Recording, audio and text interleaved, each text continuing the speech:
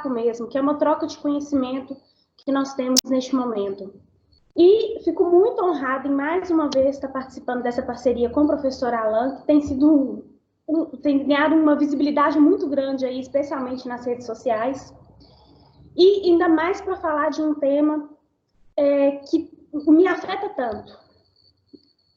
Os impasses da democracia brasileira é um pedacinho, na verdade, que eu trouxe para vocês, da minha tese de doutorado, que me encanta, que é falar de um assunto que eu não canso de falar dele, e quanto mais a gente fala, mais a gente vê que a gente não sabe nada.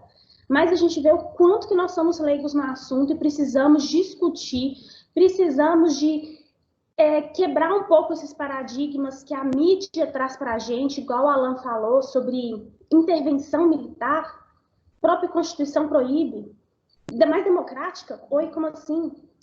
Falar de totalitarismo nos dias de hoje, igual tem sido falado, falar em que você é antifascista, sendo que muita gente nem sabe o que é o fascismo. Então é um tema que eu acho que sempre nos chama atenção, a gente precisa de ter uns olhares mais apurados para essa temática, porque nós estamos muito carentes de informação no que tange a crise democrática que atualmente nós estamos vivendo. Eu coloquei aqui um esquema de como que eu pretendo conduzir a nossa apresentação, essa aula. Alguns pontos eu vou passar um pouco mais rápido, em razão do nosso tempo, para eu não me estender muito, até porque eu acredito que boa parte do nosso público, que eu acredito que seja alunos da Estácio, boa parte do pessoal tem aula à noite, então eu vou tentar não me estender muito, tá? Mas aí, o que eu pretendo trazer nesse esquema para vocês? Primeiro, a gente apresentar aí uma reflexão sobre democracia.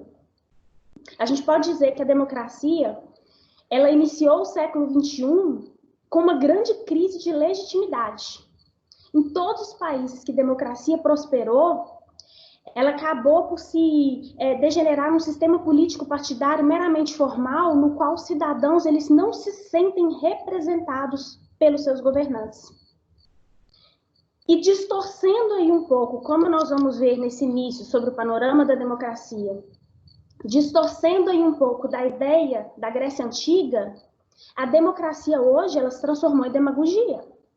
O sistema eleitoral ele passou a ser um fim em si mesmo, e a gente governa para se manter no poder. Aquela ideia de representação do povo, há muito tempo a gente já foi afastada. E eu ainda costumo falar assim, que democracia que é essa que a gente está vivendo? Por quê? Diz, né, o texto da Constituição de 88, a última Constituição Federal, né, nossa Constituição de 88, que foi o marco da consolidação da democracia no Brasil. Mas olha só depois de 88 a gente viveu, logo depois de 88, a gente teve impeachment de um presidente, depois a gente teve aí várias questões que questionaram a democracia, fortes momentos de otimismo democrático e grandes momentos de recessão democrática. Depois a gente teve a ascensão de um partido de trabalhador e seguido de grandes escândalos ligados à corrupção. Tivemos a eleição da primeira presidente mulher e logo depois o impeachment da presidente. Depois a gente teve aí um período de eleição extremamente conturbado em 2018, com ideias trazidas pelo presidente Jair Bolsonaro, visto como mito, que foram muito questionadas na mídia. Então, eu costumo dizer que democracia é essa que a gente está vivendo. Na final de década de 80, por início da década de 90, era para ter sido um marco no ordenamento jurídico brasileiro. Mas não foi bem desse jeito que a democracia andou. Então, nós vamos questionar a questão da legitimidade política social, a gente tem que trazer a questão de legitimidade. E, por fim, nós vamos trabalhar com as manifestações, especialmente aí, né, as manifestações que foram instauradas a partir dos anos 2010, no contexto aí da presidência da Dilma Rousseff.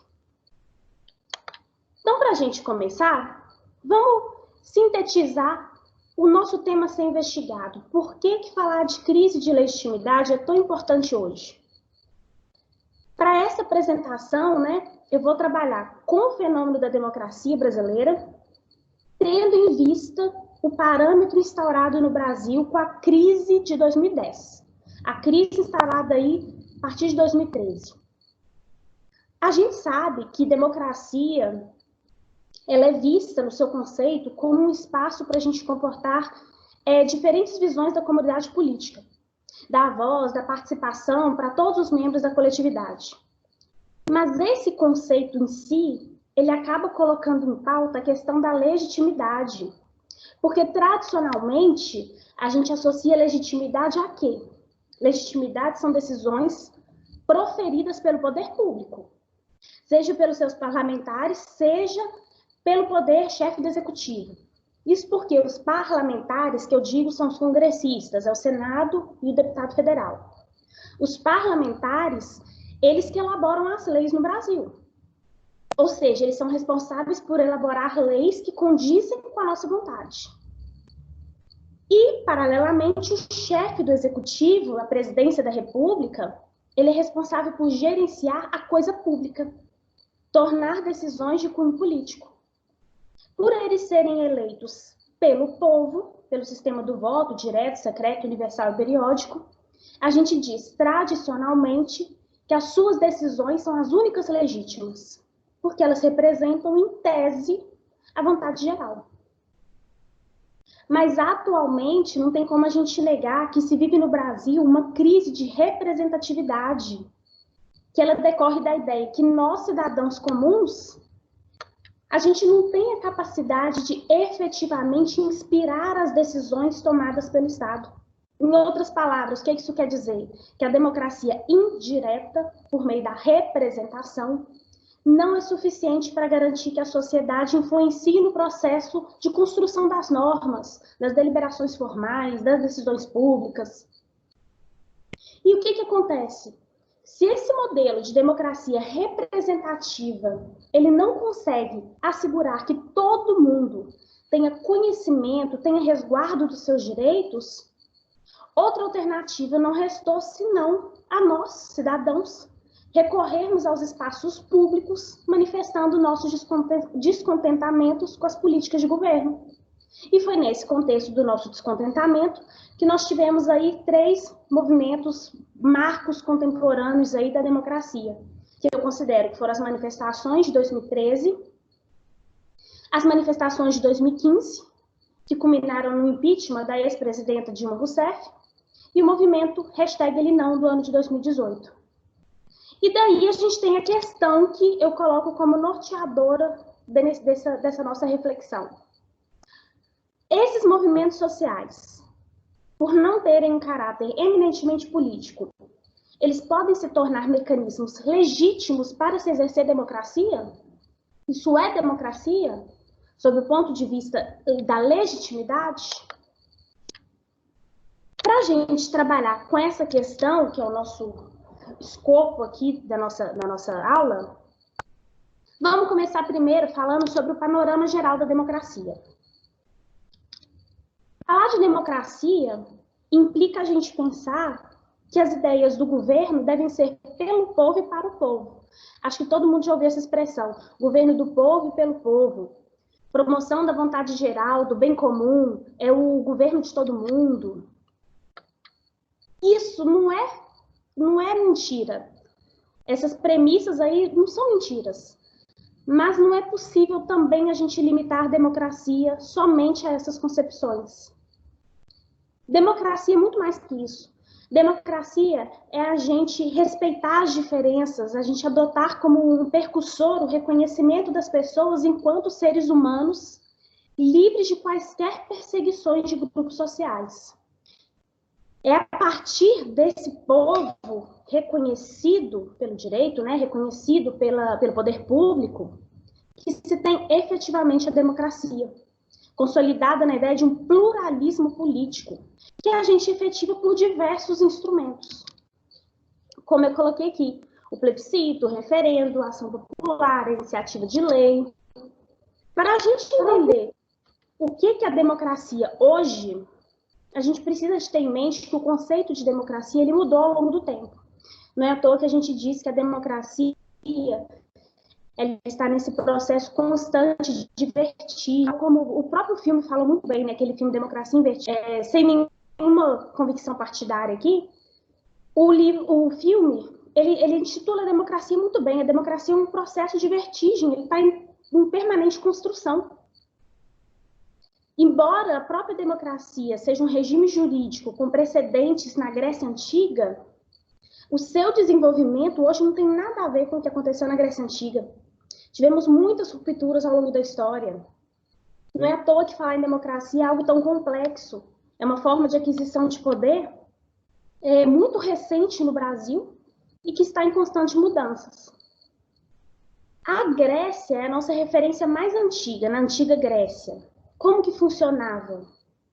Nós tínhamos lá as polis, que eram as cidades gregas, em que as decisões eram tomadas por meio de um conselho, de um ofício, por aclamação do voto.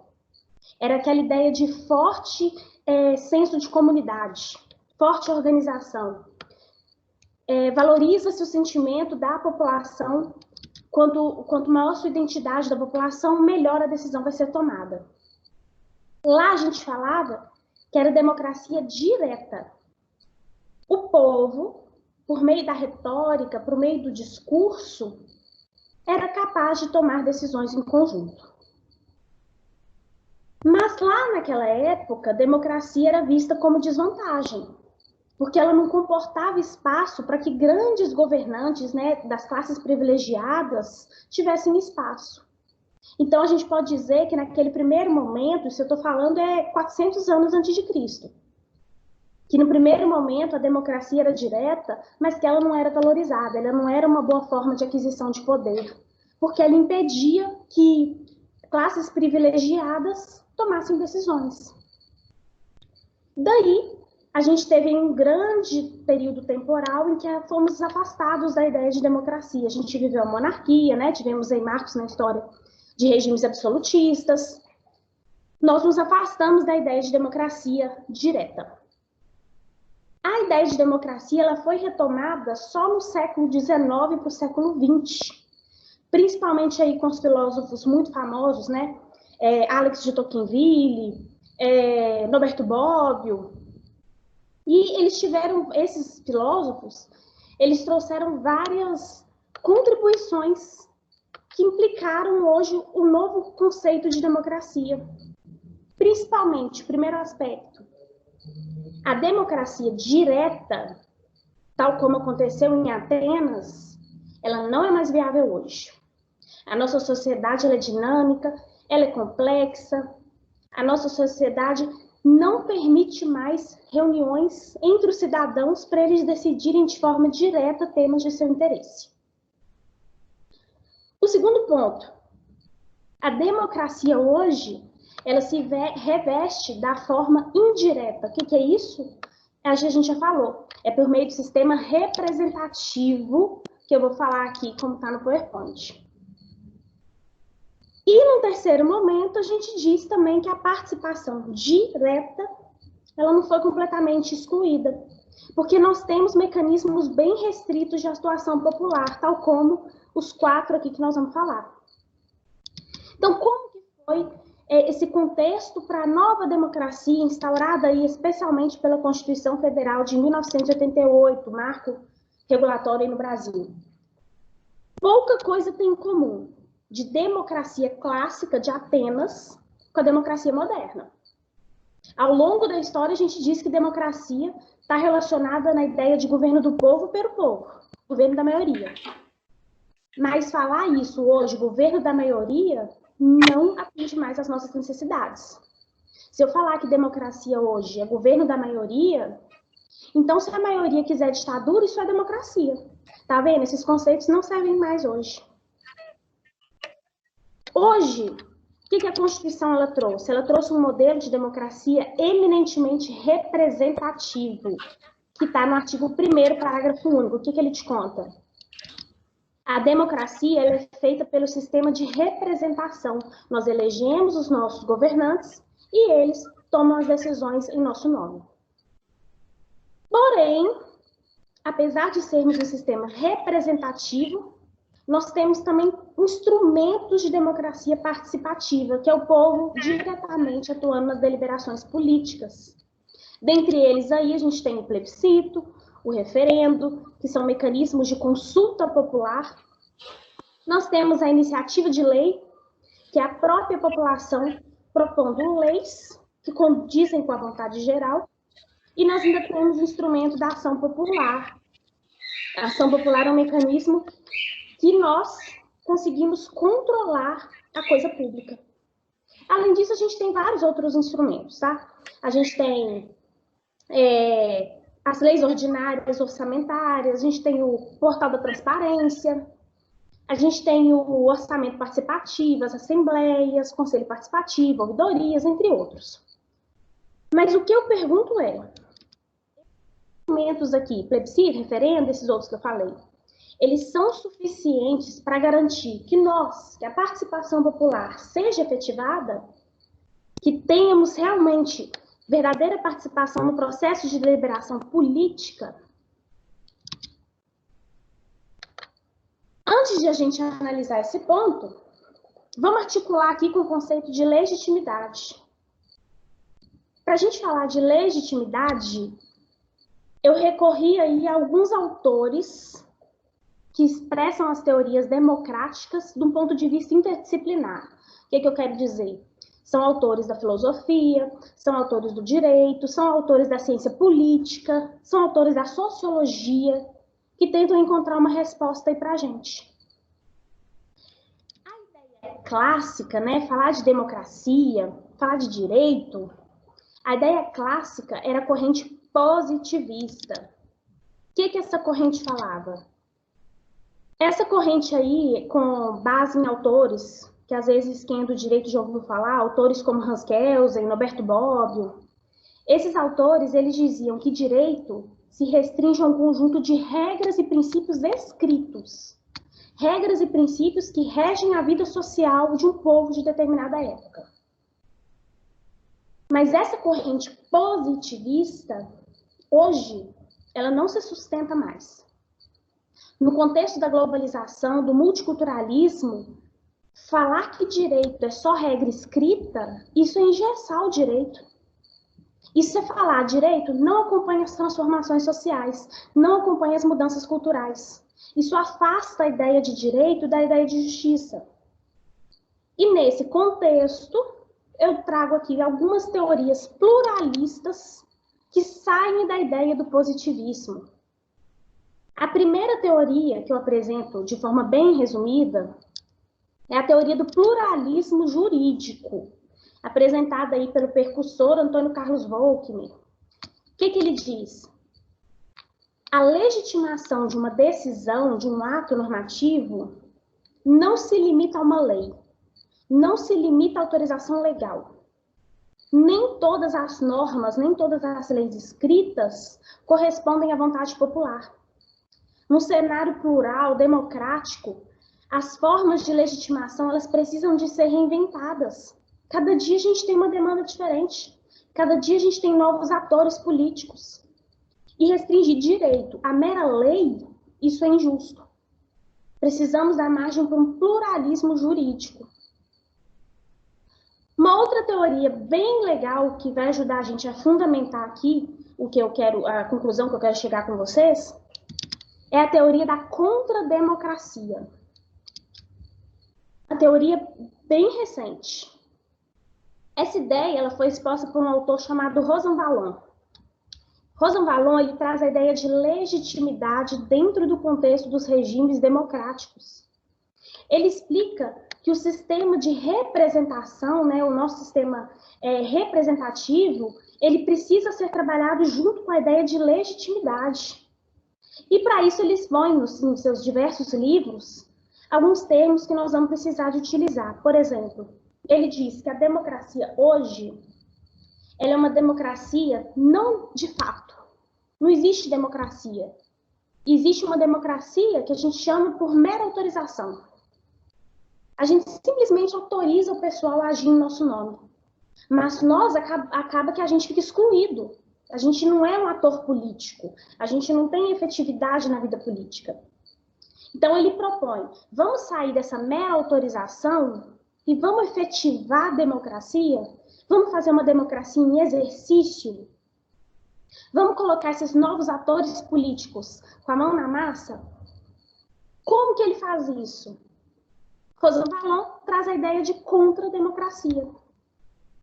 Contra-democracia, já esclareço desde já, contra-democracia não é contra a democracia. Contra-democracia é uma ideia de instituições que não são políticas, mas que elas estão atuando em favor da democracia, tá?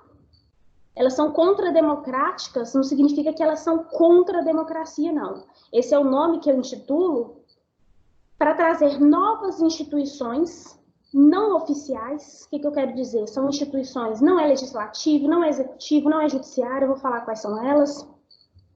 São novas instituições que atuam para se opor a esse poder concentrado nas mãos do Estado. O Rosanvallon, ele traz 3 formas de contra-democracia. A primeira forma é a legitimidade por imparcialidade, a segunda forma, legitimidade por reflexidade, e a terceira forma, legitimidade por proximidade. E todas essas formas, elas se opõem à representação política eleitoral. Vamos lá, a primeira delas é a legitimidade por imparcialidade. O próprio nome vai te contar o que é isso. Ela sustenta que as novas instituições, que é mídia, instituições sociais, poder judiciário, novas instituições, elas não podem tender para nenhum lado.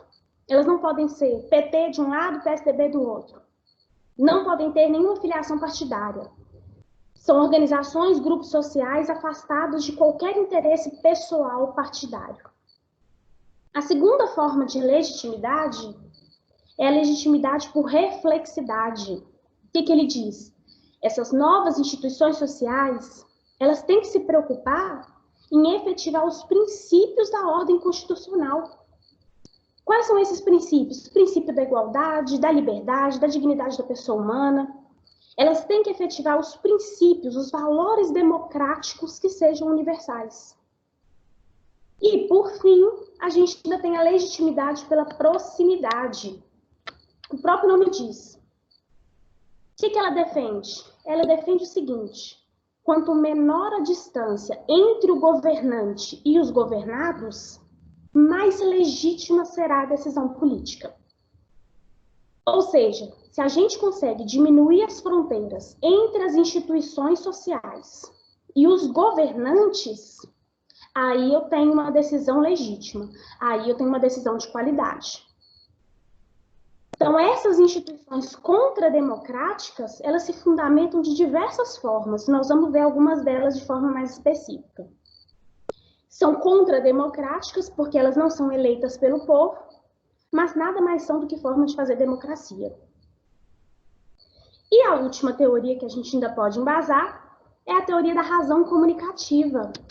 Uma teoria aí que eu gosto muito, recente, atual, é a teoria de Habermas, a teoria da razão comunicativa. O pensamento de Habermas, ele propõe que as esferas públicas, elas sejam vistas como espaços comunicativos, que as pessoas, elas possam se reunir em ambientes públicos, privados, que eu digo privados é destituído de ordem estatal, sem Estado nem saber, e que lá elas consigam decidir sobre questões políticas, sobre a vida política, sobre a vida pública. São espaços em que as pessoas se reúnem para decidir o que é bom, para decidir a opinião pública, para formar a opinião pública. E a partir do momento que as pessoas elas se situam nesses espaços públicos, as normas que elas elaborarem, as decisões que elas tomarem, são decisões legítimas. São decisões que se originaram de um processo racional, um processo discursivo, em que todas as pessoas conseguiram participar de forma potencial. Essas teorias aqui, do pluralismo, da contrademocracia, da razão comunicativa, temos várias outras teorias, mas em razão do tempo eu não vou apresentar aqui para a gente, né, mas fica para uma outra oportunidade. Essas teorias elas vão permitir que a gente reformule a ideia de legitimidade e permite que a gente tenha uma nova visão do que eu posso considerar como um espaço democrático. Então, vamos ter uma visão dessas instituições contrademocráticas, que são formas, na minha opinião, de fazer democracia? O que acontece? Tradicionalmente, a gente tem as instituições representativas. O que é isso? São os parlamentares, aquele pessoal, né, deputado, senador, aquele pessoal do Congresso que foi eleito pelo povo, e a presidência da República. Acontece que, tendo em vista que o poder do povo, expresso pelas eleições, esse poder é muito pequeno, a gente acaba abrindo portas para uma nova forma de legitimação política, que eu chamei de contrademocráticas. As instituições contrademocráticas têm várias, mas aqui, para exemplificar, especialmente para a gente chegar no contexto atual, nós temos a mídia judiciária e a sociedade civil organizada. Mídia, a mais importante que eu considero. Por que mídia é uma instituição contrademocrática? Mídia, especialmente redes sociais, é uma forma que os grupos sociais têm de ganhar visibilidade. É uma forma que os grupos sociais têm de participar efetivamente das deliberações políticas.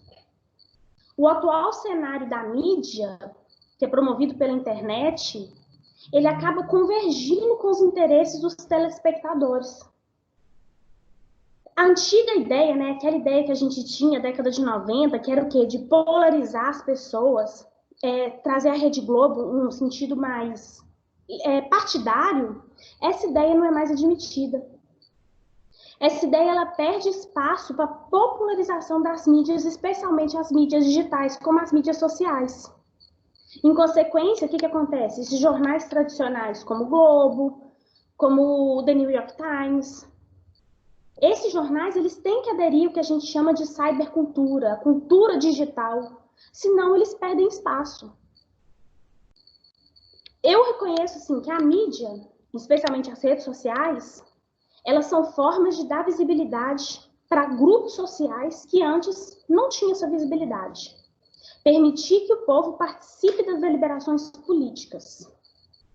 É claro, assim, né, que apesar dessa ser minha convicção, eu não posso desconsiderar que tem vários lados negativos das mídias. Tem vários pontos que temos que ter cautela. Tem aí o primeiro ponto, o comércio midiático. A mídia virtual, ela impulsionou o comércio de imagem e produto que muitas vezes não condiz com a realidade. Muitos produtos, eles são vistos como meras mercadorias. A intenção é só atrair lucro privado. Pouco as empresas se preocupam com a veracidade das informações. Também tivemos aí, a gente vive um conteúdo, um volume agigantado de informações, muitas informações desnecessárias, muitas informações falsas. Tivemos aí nas últimas eleições um boom de fake news divulgadas especialmente pelo Facebook, pelo WhatsApp. Tivemos aí também uma proliferação nas últimas eleições dos chamados hate speech, que são discursos de ódio, são discursos que ferem a dignidade da pessoa humana, que ferem a autoestima, que ferem o pertencimento interior de que a pessoa pertence àquela sociedade. Tivemos aí, até hoje, né, a gente vivencia uma grande repercussão pública, especialmente de casos envolvendo os crimes dolosos contra a vida, e acaba que a mídia ela aponta situações subjetivas em desfavor das pessoas acusadas. Por exemplo, aí a gente tem os casos, né, do Alexandre Nardoni, da Ana Jatobá, que foram condenados pelo homicídio da criança Isabela Nardoni. Tivemos o caso da Suzane von Richthofen, com relação à morte de seus pais, o próprio julgamento do Mensalão junto ao Supremo Tribunal Federal, que a mídia ela já forma a nossa cabeça. Mesmo, eu não desconheço esse lado negativo da mídia, mas ainda assim, eu acredito que a mídia ela é um processo de legitimação social que se concretiza, que concretiza a participação de novos atores políticos no cenário atual. E como que eu consigo legitimar essa mídia? Tem o próprio pensamento de Habermas, que diz que mídia é espaço público, que a gente falou agora há pouco. Tem o pensamento do Rosan Valon, que diz que mídia é uma instituição que permite vigilância da coisa pública, permite que você denuncie a coisa pública. Então, eu considero que mídia é uma instituição contrademocrática, legítima. Nada mais é do que forma de fazer democracia. Temos também o Poder Judiciário, que pode ser legitimado contra uma instituição contrademocrática, conforme disse Rosan Valon. O Judiciário ele tem que atuar pela imparcialidade, pela reflexidade. Significa o quê? Os juízes, teoricamente, eles precisam atuar sem nenhuma convicção política. E eles precisam atuar em prol do princípio que rege a dignidade da pessoa humana. Claro que a gente não desconhece os lados negativos, né? O judiciário, muitas vezes, ele tem se tornado uma instituição política. Isso é uma grande crítica. Isso fere, inclusive, o princípio da separação dos três poderes. Isso fere aí o fato de que magistrado, juiz, ele não é eleito. Ele não tem que dar palpite. Mas ainda tendo esse lado negativo, não desconhecendo esse lado negativo, ainda a gente pode colocar que o judiciário ele é uma instituição que foi chamada pelo povo para resolver as demandas sociais. E, por fim, a gente tem aí as instituições da sociedade civil organizada. São grupos formados por atores sociais que atuam sobre uma premissa pluralista. São grupos que se formam por própria demanda da sociedade, sem natureza partidária, geralmente, né? Eles têm a intenção aí de representar grupos sociais perante a esfera pública. Por exemplo, a gente teve o papel do MBL, várias instituições que atuaram nas manifestações, por exemplo, de 2013, 2015. Então, a gente pode ver que em poucas décadas, desde a Constituição de 88, né, o Brasil ele passou por um processo político em que novas formas de fazer democracia, saindo aí da ideia das instituições representativas, novas formas de fazer democracia são legitimadas, são a favor aí da democracia. Elas não são formas, não são pessoas eleitas para fazer a vontade do povo, mas são pessoas que o próprio processo de participação legitima esse pessoal no poder, como mídia, judiciário e sociedade civil organizada. E aqui eu vou correr mais um pouquinho em razão do nosso tempo, mas agora eu adentro mais ao escopo dessa apresentação aqui, dessa reflexão. O que a gente pode inferir desse contexto político instaurado aí, especialmente a partir dos anos 2010? Eu não vou me alongar explicando o cenário político brasileiro, né, que isso aí já é de conhecimento de todo mundo. Eu vou me limitar aqui a uma análise crítica dos movimentos sociais. Primeiro ponto que a gente pode falar. Por que teve a crise? Por que ela foi instaurada? A quebra da credibilidade no poder público foi um fator que impulsionou alguns fatos, alguns acontecimentos aí pós anos 2010. O pessoal passou a não mais confiar no poder público, tendo em vista aí vários casos, né, escândalos de corrupção, divulgados especialmente pelas redes sociais, tal como Lava Jato, Mensalão, a falta de controle de gasto público, a falta do presidencialismo de coalizão pela presidente Dilma Rousseff. Isso tudo culminou em várias ascensões de novos atores sociais, que culminaram nas manifestações de 2013 e no impeachment da, então, presidente da República. No que tange às manifestações de 2013, essas manifestações foram protestos que se instauraram nas redes sociais e que levaram milhões de pessoas às ruas. Milhões de pessoas às ruas como forma de externar a intolerância delas em relação à arena política. As manifestações de 2013 elas foram marcadas por duas fases. A gente teve aí a primeira fase, que foram as manifestações de junho, instaladas pelo movimento #VemPraRua, né, amplamente divulgado, cuja indignação inicial foi com relação ao preço das passagens, que aí teve aquela questão, né, aumentar os 20 centavos, e o pessoal ficou indignado e foi para as ruas com relação a esse ponto. No segundo momento, a gente já teve a ampla divulgação da hashtag não é só pelos 20 centavos, que eu coloquei aqui do lado. Agora, né, esse segundo momento foi muito impulsionado pelas redes sociais também, e as pessoas passaram agora a agir. Nós tivemos a instituição aí de vários membros da sociedade civil organizada. A gente teve aquele movimento Revolta do Busão, a gente teve a Assembleia Popular Horizontal, que é aqui de BH, a luta contra o aumento da passagem, várias instituições públicas, elas passaram a pensar, estamos cansados dessa atuação do governo. A indignação principal era com relação ao governo da Dilma.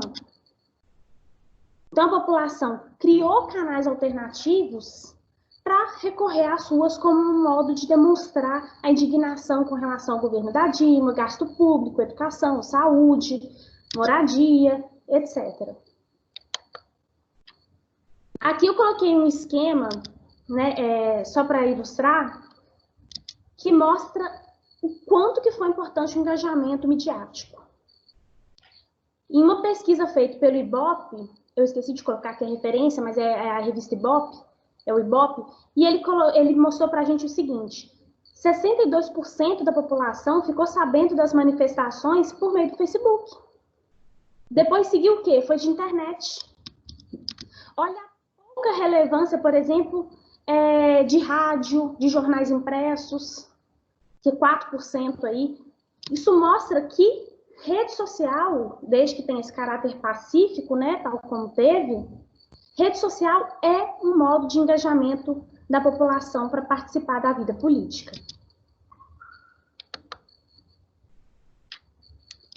Apesar de, né, essas manifestações de 2013, elas terem ganhado ampla repercussão, tendo em vista várias medidas tomadas pela Dilma, foram suficientes para acalmar a população e de modo que ela ganhou as eleições de 2014.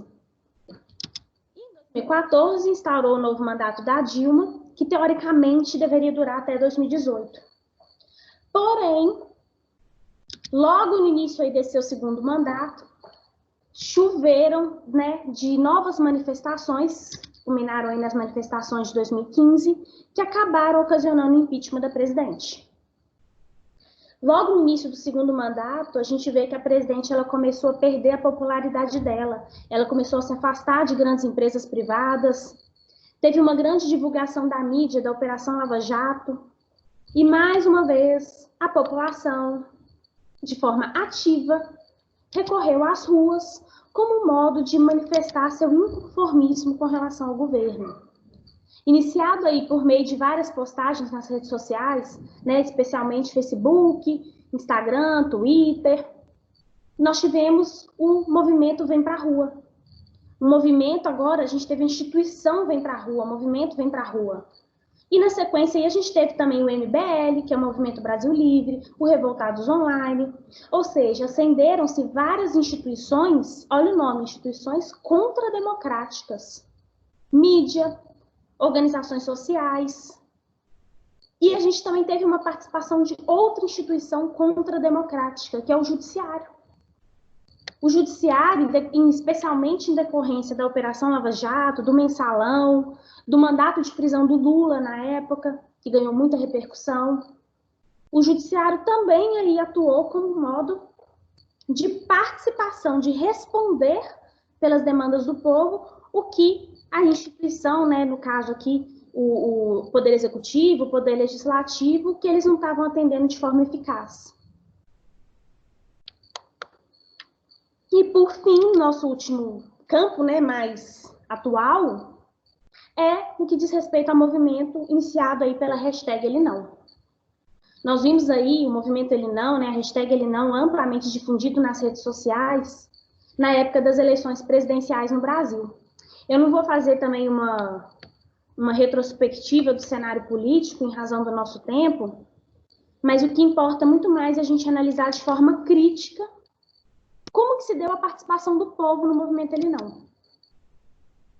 Nós vemos aí, né, como cenário, o que aconteceu? O presidente, hoje presidente, né, antes candidato, antes deputado federal, o Jair Bolsonaro, ele participou do contexto político brasileiro por mais de 30 anos, por quase 30 anos, hoje tem mais, né? Ele foi deputado federal por diversos partidos políticos e ele passou a ser visto no contexto de 2018, já em 2017, como um mito. Aquela imagem marcada por posições de extrema direita como única forma de restaurar a ordem do país. Só que o então deputado, hoje presidente, ele já tinha se envolvido numa série de acontecimentos que tinham denegrido a sua imagem.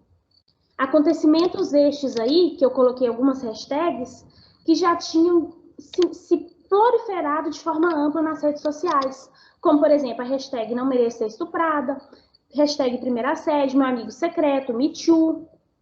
Tivemos grupos aí nas redes sociais, por exemplo, no Facebook, chamado Mulheres Unidas contra Bolsonaro. Isso tudo culminou no movimento conhecido como Ele Não. Para ilustrar aqui, eu fiz uma pesquisa que mostra que no Instagram, por exemplo, a gente teve aí cerca de 976.917 postagens com Ele Não com acento e sem acento, com Ele Nunca também. Grande número de postagens aí também no Twitter, cerca de 280 mil menções só no período de setembro de 2018. Então, a gente teve essa grande participação da mídia, da população, indignada aí, formando esse círculo de polarização social, indignada com a candidatura do presidente. E a título de curiosidade também, eu fiz uma pesquisa, principalmente com relação às celebridades, que mostraram essa indignação com relação à eleição do presidente. Por exemplo, no Instagram, a gente encontra celebridades aí, nacionais, como Fernanda Lima, Cláudia Raia, Raquel Sherazade, Daniela Mercury, Paulo Oliveira, que manifestaram movimentos, né, manifestaram sua convicção partidária a favor do Ele Não, contra a candidatura do presidente Jair Bolsonaro, e até mesmo uma adesão internacional. A gente teve vários cenários internacionais em que, por exemplo, Madonna, vários artistas também manifestaram seu apoio à campanha Ele Não. Mas não obstante, né, o resultado das eleições, com a eleição do presidente Bolsonaro, a gente pode verificar que foi uma das primeiras vezes que, por exemplo, mulheres tiveram grande participação na política. Até mesmo após as eleições, dia 28 de outubro de 2020, a gente vê que foi difundido nas redes sociais a expressão, a hashtag Cedemos Resistência, como forma de os opositores demonstrarem que eles não vão parar de lutar pela sua liberdade e pelos seus direitos. Mas, mais uma vez, também a gente viu que a rede midiática, as mídias, elas trouxeram uma polarização política. Muitos compararam até mesmo as eleições de 2018 com as eleições ocorridas em 2016 nos Estados Unidos. Quando Donald Trump, né, em 2015, ele anunciou que concorreria às eleições presidenciais nos Estados Unidos, a gente também teve uma série de protestos por meio da imprensa. Protestos em desfavor da candidatura, sob o argumento de que ele seria uma ameaça à economia, uma ameaça à sociedade americana, que seus discursos eram de extrema direita, seus discursos eram antipopulistas, o que é bem esquisito falar que é antipopulista o discurso dele. Vários jornais aí, né, The New York Times, por exemplo, ele manifestava claramente sua oposição ao Donald Trump e seu apoio à candidata oponente a Hillary Clinton. No dia das eleições, inclusive, a imprensa chegou a dizer que a candidata oponente tinha ganhado, com 85% dos votos. E, ao contrário disso, o candidato, né, o Donald Trump, venceu as eleições que conquistou um número muito maior de votos no colégio eleitoral. A gente também pode comparar com as eleições americanas, a eleição, né, no procedimento de 2018 no Brasil, a gente ainda consegue comparar com relação à visibilidade dada às redes sociais. A gente teve grandes campanhas de marketing. O próprio presidente, né, o Jair Bolsonaro, ele tinha segundos de propaganda eleitoral gratuita e mesmo assim ele foi eleito, o que mostra o engajamento das redes sociais. Então, o que eu pretendo aqui mostrar para vocês, né, instigar um pouco a reflexão, é que a democracia, ela tem muito mais a ver com a forma como a participação do povo tem se concretizado. Participação do povo, que eu digo, não é aquela representação clássica, que é o presidente, o Congresso Nacional. A democracia, ela está diretamente relacionada à maneira como nós nos organizamos. Nossos movimentos sociais, nossas ações coletivas, nossas formas de cooperação. Como dizia Alex de Tocqueville, essas formas de democracia, elas que dão vida à democracia. Ou seja, o que eu quero falar? Um Estado democrático, ele não se fundamenta somente em instituições políticas, somente instituições representativas. Na verdade, a gente tem que casar o funcionamento dessas instituições políticas com a vida coletiva. Os modos como as pessoas cooperam entre si é que constroem uma sociedade democrática.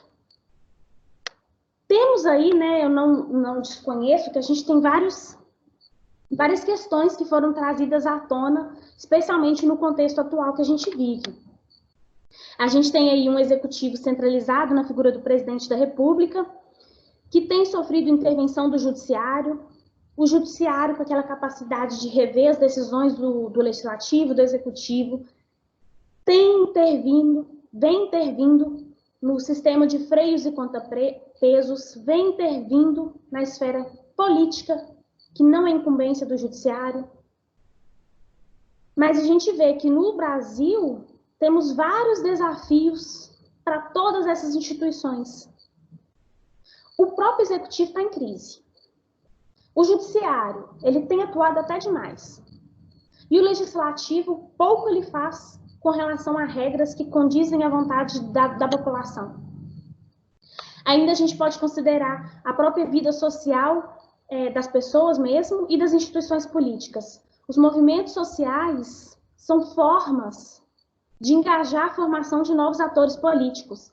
E esses movimentos sociais, eles têm entrado em conflito com a própria sociedade. A sociedade ela tem se polarizado. Isso que mostra que a democracia nossa, que eu digo que nem sei se a gente vive dessa democracia em si, ela tem mudado, ela é algo mutável. Ela está sempre em vertigem. O nosso sistema ele é frequentemente questionado, ele até é derrubado por meio de instrumentos legais. Temos aí, só para encerrar esse ponto aqui, já vou dar encerramento às minhas palavras, mas a gente tem uma corrente democrática atual que ela diz que os próprios instrumentos legais podem derrubar a democracia de hoje. O que ela considera? Ela diz que líderes altamente populistas, tal como Jair Bolsonaro, que é um líder populista, tal como foi Lula, líderes altamente populistas, sobre a falsa premissa da vontade da maioria, eles podem dar margem para um governo autocrático. Um governo que pouco equilibra o legislativo e o executivo. O que esse populista faz? Ele age sobre um discurso emocional, um discurso manipulador, dirigido à população. E a proliferação desses líderes carismáticos é capaz de mobilizar o público, o que aumenta a tensão entre democracia e Estado liberal. Aí a gente forma o que a gente diz populismo liberal. E esse populismo liberal, ele legitima atos de intolerância. Esses líderes, eu não estou falando que eles atuam com violência. Eles não são repressivos como fascistas. Mas esses líderes, eles se mostram indiferentes com relação ao sistema de freios e contrapesos. Eles se mostram indiferentes com relação à tolerância. Na verdade, eles simplesmente querem o poder da maioria, o que é uma democracia. Mas eles esquecem que democracia não é só isso. Democracia não é só maioria. Democracia é todo mundo. Democracia é sentimento de tolerância com relação ao outro. É por isso que várias pessoas hoje, elas dizem que a ascensão desses líderes populistas na América Latina, em vários países, os líderes populistas, eles acabam sendo uma proposta política que polariza a sociedade, divide a sociedade em dois pontos. Convida certos atores sociais a se retirarem do campo político. E esse líder, ele se encontra, às vezes, até acima da sociedade civil, da mídia, do judiciário, dos partidos políticos. Acabam que esses líderes, eles lideram para grupos específicos e não para a maioria da população. Isso acaba que o quê? Enfraquece os valores democráticos, cria contratempos econômicos, divide a sociedade em dois blocos.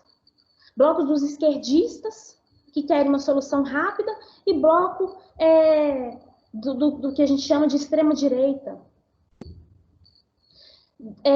Acaba que outra implicação, principalmente pela classe média, classe alta, conservadora, ela quer excluir os movimentos populistas e esquerdistas do campo econômico.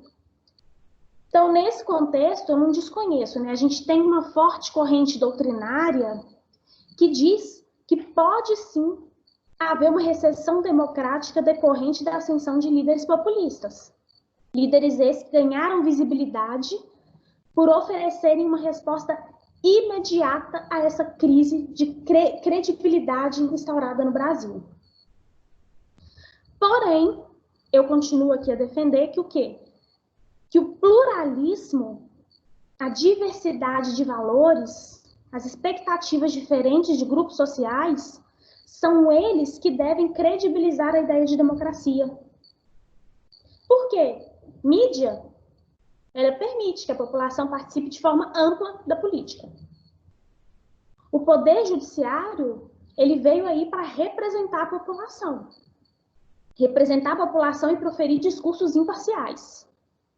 E a sociedade civil organizada, como por exemplo o MBL, como vários institutos da sociedade civil organizada, instaurados principalmente no contexto das manifestações de 2013, elas também expressam questões da sociedade, né? Elas expressam convicções sociais.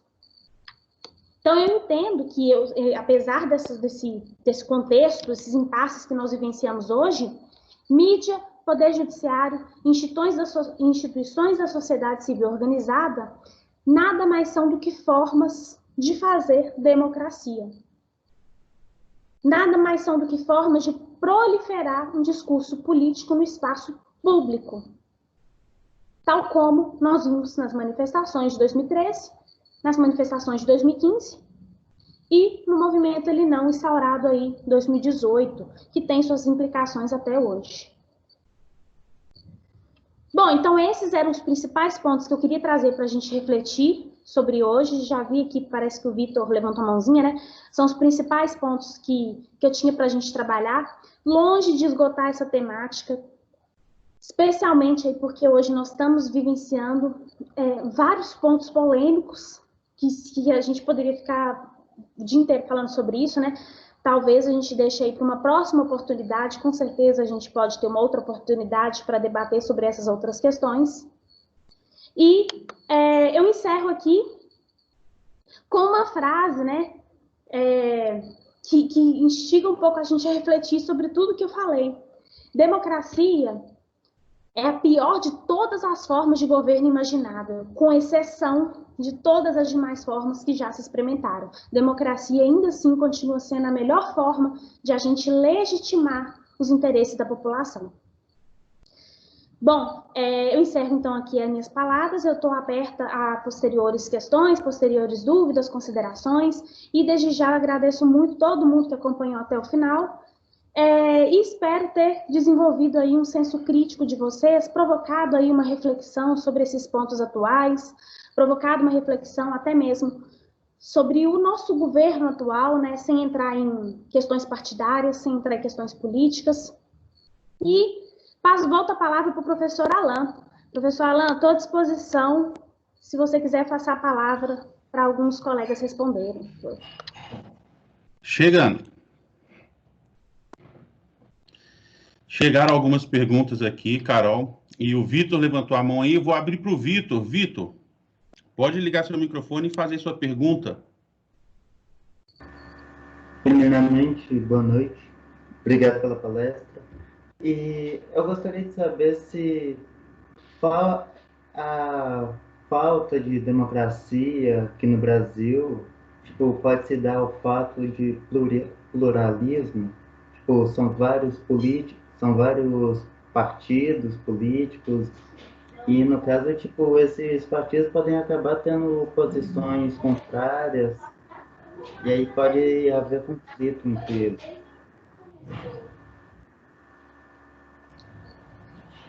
Alan, você conseguiu ouvir? Eu não sei se o meu computador está muito baixo, eu não consegui ouvir. Ô, Vitor, vamos ver de novo. Eu também ficou meio estranho, a voz dele tá baixa. Ô, Vitor, tenta falar mais perto do microfone pra gente, mais perto do notebook ou do computador onde você tá.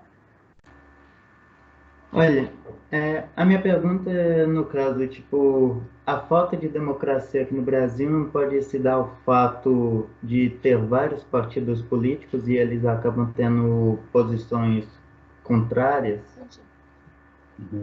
Agora entendi, Vitor.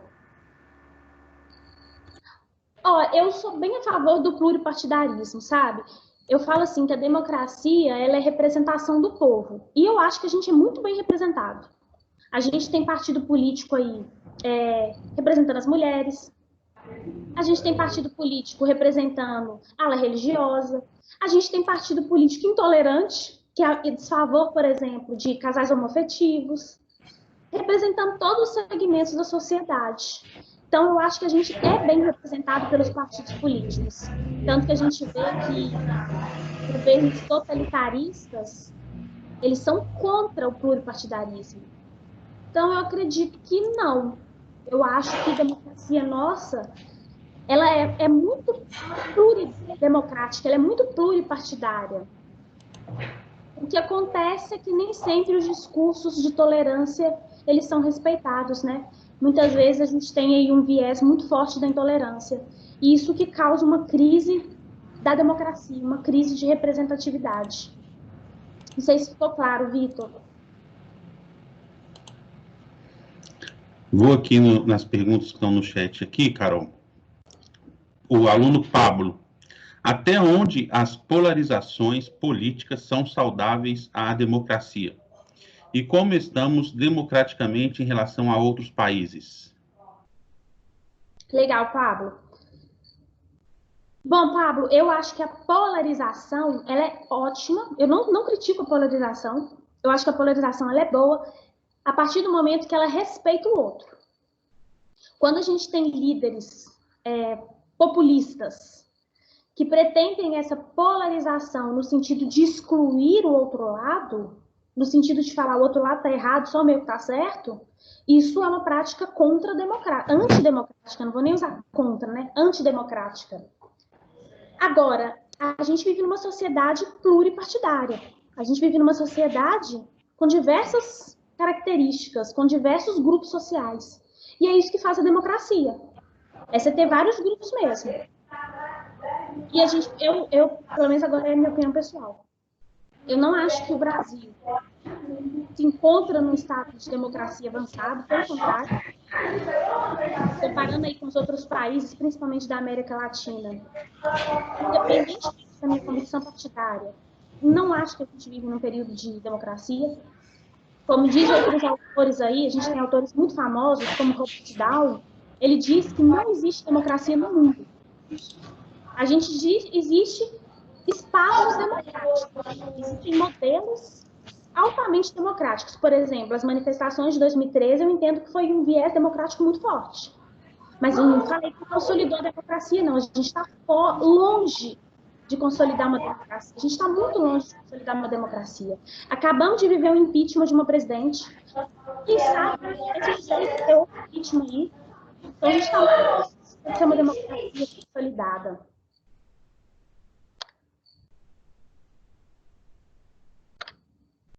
Mas aí, Alan? Tem.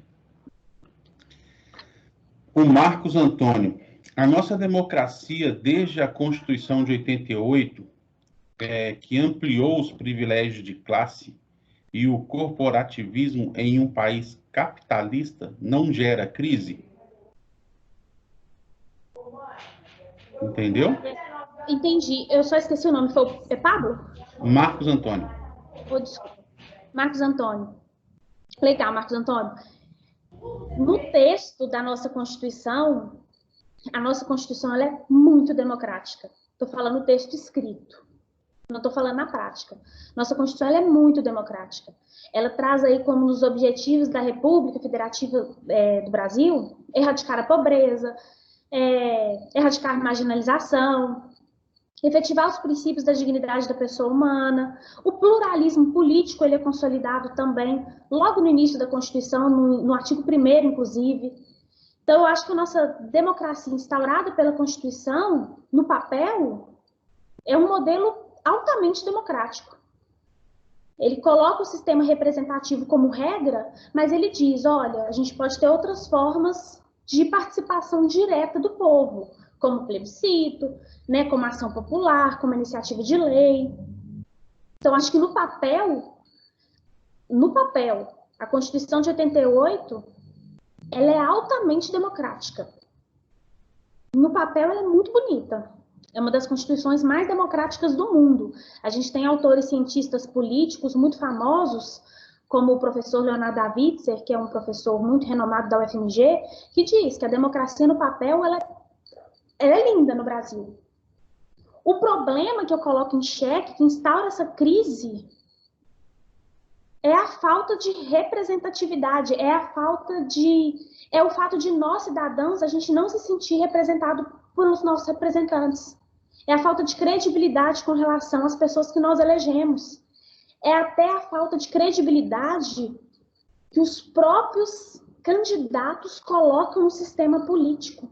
Por exemplo, a gente teve aí, quando a Dilma ganhou as eleições em 2014, o próprio candidato opositor, Aécio Neves, ele questionou a lisura das eleições. Ele falou que teve fraude. Ele mandou o TSE revisar as eleições. O próprio presidente Jair Bolsonaro ele disse que teve fraude. Eu acho que a falta de credibilidade nos nossos governantes é que instaura essa crise de representatividade, e não a Constituição. A nossa Constituição ela é muito democrática. No papel, ela é muito democrática.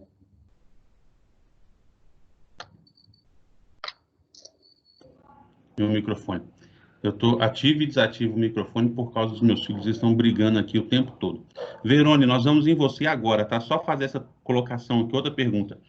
Esta posição negacionista do governo pode isolar o país no cenário mundial? Alan, você pode repetir? Esta posição negacionista do governo, a posição do governo de negociar, né? Pode isolar o país no cenário mundial? Foi o Marcos. Ah, legal, Marcos. Meu microfone está muito baixo. Hoje está muito baixo, não sei se é meu computador. Bom, Marcos, talvez, né? Não sei se vocês viram aí que algumas questões ligadas à presidência da República foi parar, inclusive, no Tribunal Penal Internacional. O presidente teve foi acusado de cometer crimes aí contra a humanidade e foi parado, inclusive, no Tribunal Penal Internacional. Então, talvez a gente já vivenciou, a gente está vivenciando uma recessão econômica muito forte do Brasil no cenário mundial, e talvez isso daí pode gerar implicações no sentido de influenciar as cooperações do Brasil com outros países. Acredito que sim, tá? Vamos ver. É difícil porque eu não quero manifestar minha convicção partidária aqui.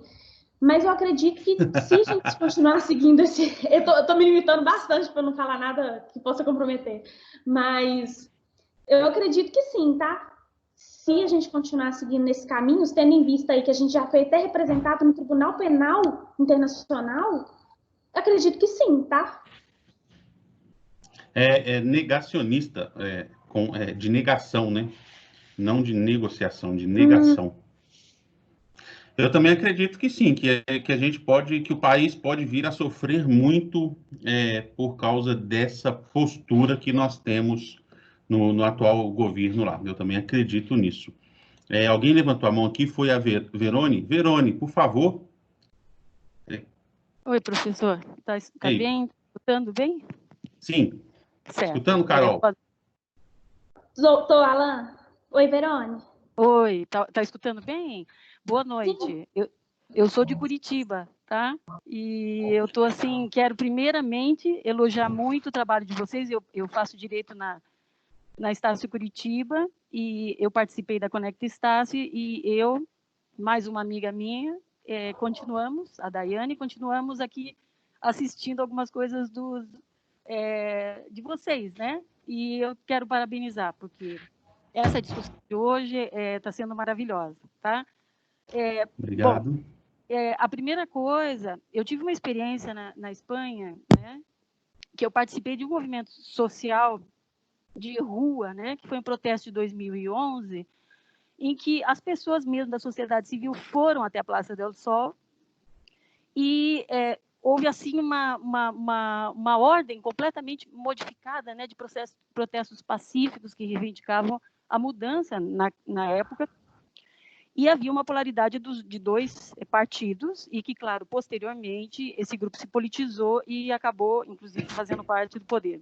Uma das características de lá que eu percebi foi que qualquer situação de corrupção há um afastamento do político. Eu me lembro, inclusive, que eu estava ali e um presidente quase que foi assim de um dia para o outro afastado por causa da questão do dinheiro, né, dos partidos políticos que foi à tona e daí um pouco já tinha sido mudado o presidente, né? Uma coisa assim, para mim foi sensacional, vamos dizer assim, né? Só que, claro, nós estamos falando de um país de 50 milhões de habitantes, né, 47 mil, e ao mesmo tempo que eles fazem movimentos assim, eles tiveram uma ditadura tão longa que não conseguiram, que o ditador praticamente morreu de velhice, quer dizer, eles mesmos se condenam com isso também. Se nós estamos falando no Brasil, os problemas são quadriplicados, né? O que eu queria te questionar é o seguinte, a crise, no meu ponto de vista, ela é salutar, né? Porque a gente está numa situação descompensada. A gente vê como que uma casa em desordem, né? Os partidos, os poderes, um interferindo no outro, não há harmonia, né? Na atual conjuntura que nós vemos hoje.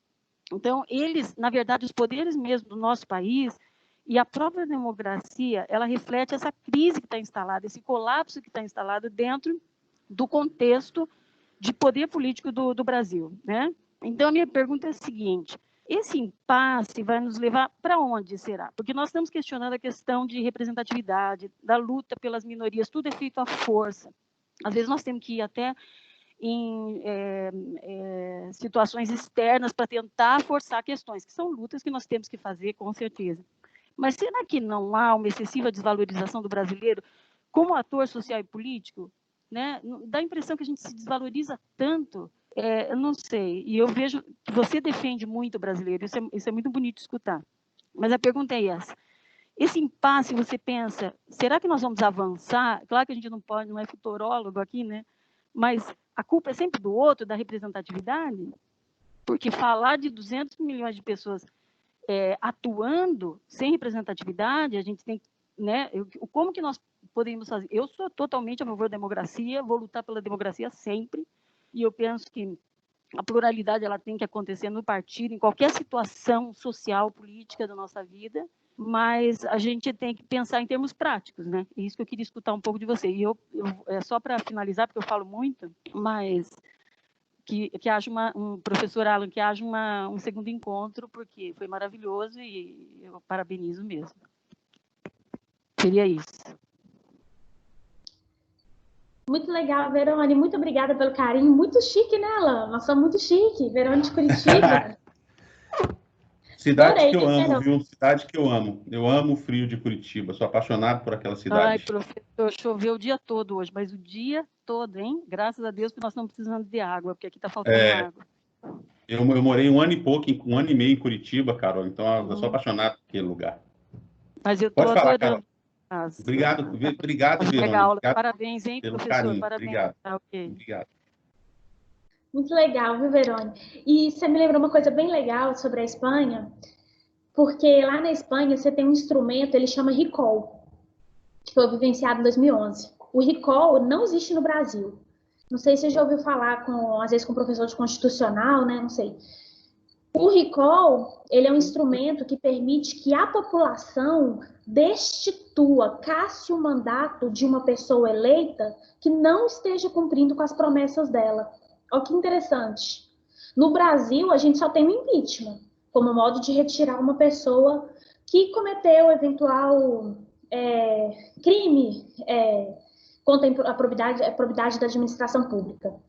Lá fora, vários países, principalmente os países europeus, eles têm o instrumento do recall, que permite que a própria população retire do poder público, que aquele cara que foi eleito democraticamente, ele pode ser retirado se ele não estiver atendendo o que ele prometeu nas épocas da candidatura.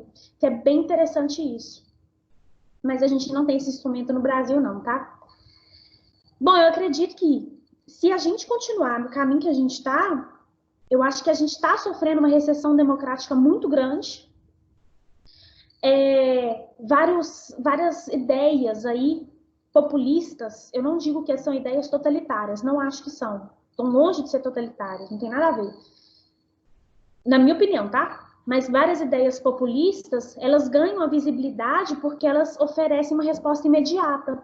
Só que essas ideias, elas vão de encontro à ideia do pluralismo, como você falou, a ideia da diversidade de valores, de expectativas da população, e acaba que elas promovem a credibilidade de políticos, não só no Brasil, né? Em vários países da América Latina. Eles promovem a credibilidade de políticas de direita extrema, políticas extremamente conservadores, políticos que apresentam ideias imediativistas, políticos clamados aí pela sociedade, que falam que vão acabar com a corrupção, que vão fazer uma reforma da Previdência, que vão armar a população, que vão cortar gastos governamentais com serviços públicos.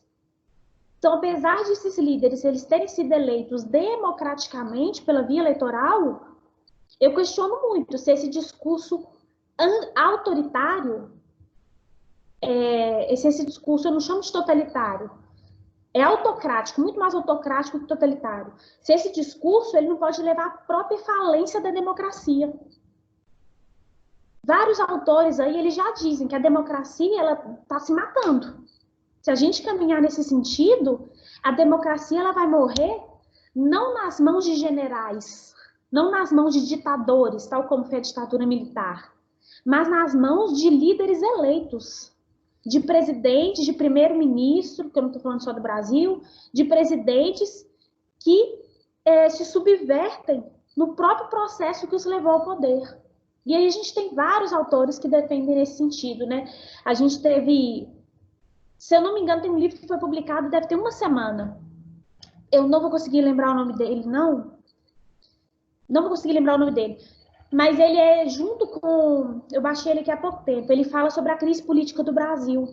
A gente tem o livro aí do Leonardo da Vinci, que é um livro recente também, que questiona isso. A gente tem o livro Como as Democracias Morrem, que são vários livros bem odiernos, né, agora, de 2019, 2020. E esses livros, eles defendem nesse sentido. Que nós, se a gente continuar nesse sentido, a gente vai matar a democracia. Os poucos vesquícios democráticos que a gente ainda tem, nós vamos nos destruir. E eu acho que se realmente, se a gente continuar nesse sentido, né, de que a sociedade está cada vez mais intolerante, olha só, a gente está falando em pleno século XXI de racismo, a gente está falando em pleno século XXI, a gente está tendo manifestações nos Estados Unidos, que a gente fala que é uma das democracias mais consolidadas do mundo, mais liberal do mundo. A gente está discutindo questão de racismo nos Estados Unidos, com movimentos populares, igual aconteceu em 2013. A gente está falando aí de questões de intolerância, questões que, quem diria que em pleno século XXI estariam sendo questionadas? Então, eu acredito, se a gente continuar nesse impasse que a gente está vivendo, com essa forte intolerância, forte ideia totalitária, a gente pode sim levar a uma morte da democracia, conforme a maioria dos cientistas políticos hoje estão defendendo isso. Tá. E... Muito obrigada. É uma pena, né? É uma pena. Sim. Muito obrigada. E que instrumento sensacional seria esse se a gente tivesse aqui no Brasil e funcionasse, né, primeiramente, como que é o nome dele, Carol? Esqueci. Chama recall, é o mesmo recall que as empresas fazem, né? Quando tem um problema com o defeito. Pensa bem se a gente pudesse fazer, eu não fazia direito, eu não fazia direito. Eu era, digamos, ali, na época que eu morei ali, eu achei assim, no outro dia, já o presidente tinha sido afastado. Daí eu falei, puxa, eu estava acostumada com os impeachments, as coisas aqui. Eu falei assim, mas o que é isso, né? Porque eu estou estudando direito agora, né? Agora, eu estou no primeiro período, né? E daí eu me lembrei, quando você falou, eu falei, olha, a gente tem que conviver, às vezes, com pessoas corruptas, porque não tem como tirar essa pessoa, ela tem que terminar mandato, ou tem que, só com força social mesmo para tirar, né? Sim. Seria isso, né? Mas vamos ver, né? Quem sabe a história muda, a gente tem que acreditar, né? Com certeza. Não podemos deixar de acreditar, né, Carol? Primeiro porque a nossa democracia é extremamente nova, né? Temos poucos anos de democracia ainda, a se comparar com os países de primeiro mundo aí, democracia muito mais estabelecida há muito mais tempo, né? E fora que se a gente tivesse um instrumento desse aqui no país e que funcionasse, eu acho que ia ser vereador, deputado, perdendo os mandatos a todo momento, todo dia ia ter gente perdendo mandato, porque eles prometem muito e põe aí que a grande maioria não cumpre nada do que prometeu. É verdade. Nós estamos no finalzinho, Carol, por causa daqui a pouquinho começa as aulas, né? Mas Sabrina levantou a mão aqui. Sabrina. Oi, boa noite. Boa. Sabrina. Então, oi, tudo bem? Eu queria a opinião a respeito de reportagem que eu vi, que falou que no último ano as pesquisas a respeito de fascismo aumentaram assim 600%.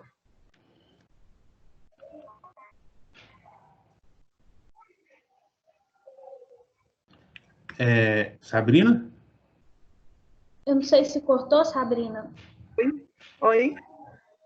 Cortou ou você terminou? Estão me ouvindo? Sim. Então eu queria entender o porquê disso nesse momento e o que realmente está passando na cabeça das pessoas, o interesse num assunto tão complicado.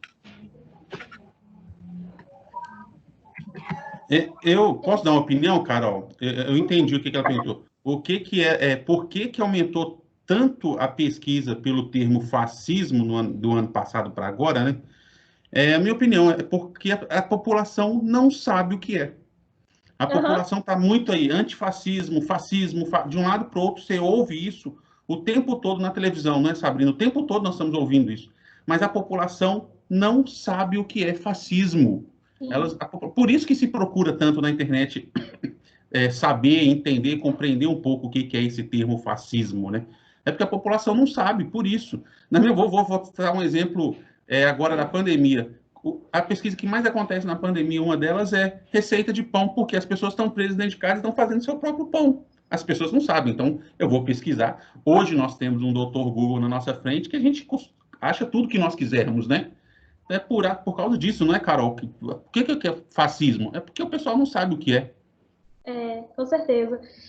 Você me lembrou, ontem eu vi um congresso que o nome dele era assim, antifascista, 2 pontos. Antes de ser, entenda o que é o fascismo.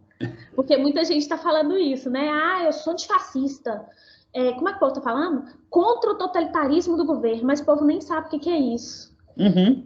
E se a gente for pensar, gente, fascismo, totalitarismo, como já dizia aí Hannah Arendt, né, grande filósofa, o totalitarismo ele foi vivenciado o quê? De Stalin, foi vivenciado com Hitler. Na minha opinião, totalitarismo não. No Brasil, não. O que a gente está vivendo pode ter outro nome, mas totalitarismo não é não. Características do totalitarismo não são encontradas aí, não.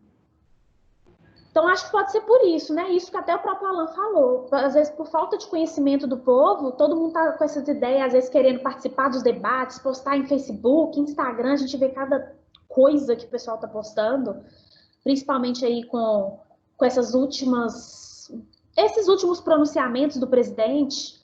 a questão também dos Estados Unidos, então o pessoal está postando muita coisa sem conhecimento. Então pode ser por isso, né, Sabrina, que aumentou aí esses discursos antifascistas. Às vezes a população não sabe muito o que é isso, não. Ok, Sabrina? Entendi, obrigada. De nada. Pessoal, 18 horas, 27 minutos, cara, olha só, estamos na horinha.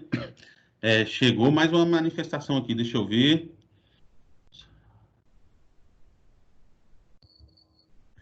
O Pablo colocou aqui, ó, só para ganhar curtidas e compartilhamentos. Vale falar tudo mesmo sem saber. É o que muitas vezes a gente está vendo aí, muita postagem sem noção, viu, Pablo? A gente vê isso aí direto o tempo todo, né?